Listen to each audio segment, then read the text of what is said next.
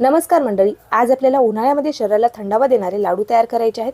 हे लाडू तयार करण्यासाठी या ठिकाणी आपण 1 वाटी खडीसाखर घेतलेली आहे। साखरेपेक्षा आणि गुळापेक्षा खडीसाखर थंड असते, त्यामुळे आपण या ठिकाणी खडीसाखर घेतलेली आहे। आता आपल्याला खडीसाखर मिक्सरला बारीक करून घ्यायची आहे। आता खडीसाखर सोबतच मी या ठिकाणी 4 ते 5 वेलच्या देखील बारीक करून घेणार आहे। खडीसाखर सोबत आपली वेलची देखील या ठिकाणी बारीक होते। 4 ते 5 वेलची मी या ठिकाणी सोलून घेतलेली आहे आणि ती सोलून घेतलेली वेलची आपल्याला खडीसाखर सोबत बारीक करून घ्यायची आहे। तर मिक्सरच्या जार मध्ये मी वेलची टाकून घेतलेली आहे। आपण वेलची आणि खडीसाखर मिक्सरला दळून घेतलेली आहे। आता आपल्याला या ठिकाणी कढईमध्ये सुकं खोबरं भाजून घ्यायचं आहे।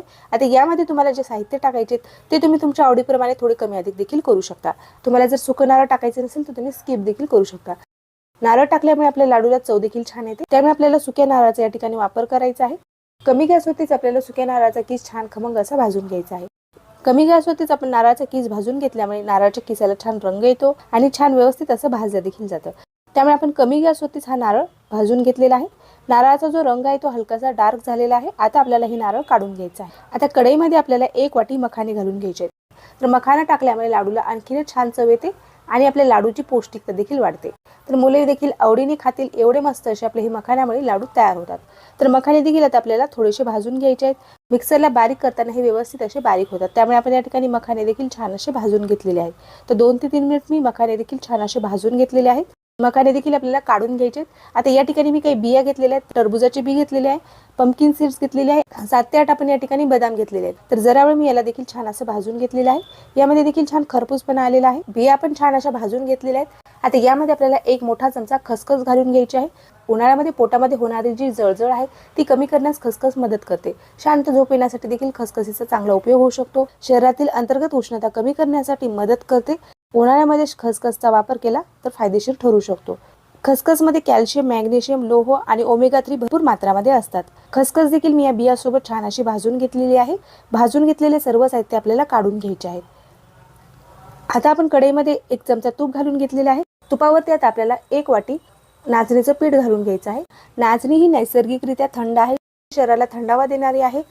नाचणी पचायला देखील हलकी आहे। नाचणीचे जे गुणधर्म आहे ते सगळ्यांनाच माहिती आहेत, त्यामुळे आपण या ठिकाणी 1 वाटी नाचणीचं पीठ घेतलेलं आहे। आता पीठ आपल्याला तुपावरती छान असं भाजून घ्यायचं आहे। कमी गॅसवरतीच मी नाचणीचं हे पीठ छान असं भाजून घेतलेलं आहे। पीठ आपल्याला एका भांड्यामध्ये काढून घ्यायचं आहे आणि आपण जे भाजून घेतलेले बिया आहेत ते आपल्याला मिक्सरला बारीक करून घ्यायचे आहेत। तर सर्व बिया मी या ठिकाणी एकत्रित काढून घेतलेले आहेत। मखाने, खोबरं आणि इतर जे बिया आहेत ते आपण सर्व एकत्रित काढून घेतलेले आहेत। आता हे सर्व आपल्याला मिक्सरला बारीक करून घ्यायचं आहे। तर मिक्सरला मी हे छान असं बारीक करून घेतलेले बघू शकता तुम्ही। सर्व साहित्य आपण भाजून घेतले होते, त्यामुळे एकदम छान व्यवस्थित असे बारीक झालेले आहे। आता आपण या ठिकाणी ज्या भांड्यामध्ये नाचणीचे पीठ काढून घेतलेले आहे त्यामध्येच आपल्याला मिक्सरला बारीक करून घेतलेल्या बिया घालून घ्यायच्या आहेत। तर मिश्रणाला आपल्याला छान असं मिक्स करून घ्यायचं। आता यामध्ये आपल्याला जी मिक्सरला आपण दळून घेतलेली साखर आहे ती साखर घालून घ्यायची आहे। साखर घातल्यानंतर मिश्रणाला आपल्याला छान असं मिक्स करून घ्यायचं आहे, एकजीव करून घ्यायचं आहे। मिश्रण पूर्णपणे छान व्यवस्थित असं एकजीव होण्यासाठी याला तर मिक्सरला तुम्ही याला एकदा प्लस मोडवरती फिरून घ्या, म्हणजेच मिश्रण तुम्हाला हाताने जास्त वेळ मिक्स करण्याची गरज नाही। सर्व साहित्य छान एकजीव होतील आणि व्यवस्थित असे लाडू देखील तयार होतील। तर या ठिकाणी मी मिक्सरच्या जारमध्ये थोडंसं पीठ घालून घेतलेलं आहे। प्लस मोडवरती आपण याला थोडंसं फिरून घेतलेलं आहे। म्हणजे सर्व साहित्य छान व्यवस्थित असे मिक्स झालेले आहेत। आता बाकीचं राहिलेलं जे पीठ आहे ते देखील मी सेम याच पद्धतीने मिक्सरला फिरून घेणार आहे। सर्व पीठ आपण मिक्सरला फिरून घेतलेलं आहे। आता यामध्ये आपण काही मगजचे बी घालून घेतलेले आहेत। लाडू आपण सहजरित्या तयार करू शकतो, एवढी छान याची बाइंडिंग आहे। जर तुम्हाला गरज वाटली तर तुम्ही यामध्ये आणखीन थोडंसं तूप वाढवू शकता। तर मस्त असं आपण त्याचे गोल गरगरीत छोट्या आकाराचे लाडू तयार करून घेऊया। लाडू बघू शकता तुम्ही एकदम सहजरित्या तयार होत आहेत, छान गोल गरगरीत मस्त असा आपण हा लाडू तयार केलेला आहे। बाकीचे राहिलेले जे लाडू आहेत ते देखील आपल्याला सेम याच पद्धतीने तयार करून घ्यायचे। तर सर्व लाडू मी या ठिकाणी तयार करून घेतलेले आहेत। शरीराला थंडावा देणारे आपले नाचणीचे लाडू या ठिकाणी तयार झालेले आहेत। तर एकदा नक्की तुम्ही या पद्धतीने ही नाचणीचे लाडू तयार करून बघा। एक लाडू मी तुम्हाला तोडून देखील दाखवत आहे। तर बघू शकता याचं टेक्स्चर एकदम मस्त असे आपले हे नाचणीचे लाडू तयार झालेले आहेत। व्हिडिओ जर आवडला असेल तर व्हिडिओला लाईक करायला विसरू नका। चॅनल आणखीन सबस्क्राईब केलं नसेल तर लगेच चॅनलला सबस्क्राईब करून घ्या। भेटूया तशाच एखाद्या छानशा आणि नवीन रेसिपी सोबत। तोपर्यंत धन्यवाद।